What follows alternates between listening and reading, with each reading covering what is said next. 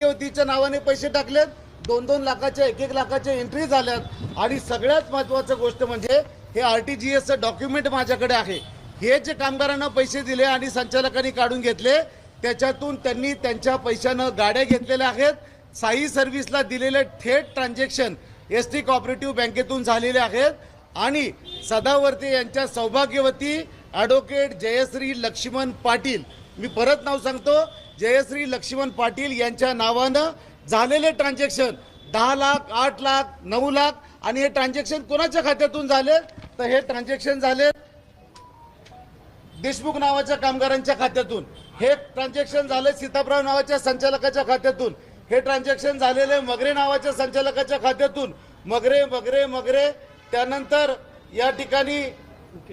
उईके नावाच्या संचालकाच्या खात्यातून झालेला आहे, धकाते नावाच्या संचालकाच्या खात्यातून झालेले आणि हे थेट ट्रान्झॅक्शन बँकेतून झालेले, एका हाताने लिहिलेले ट्रान्झॅक्शन नाही।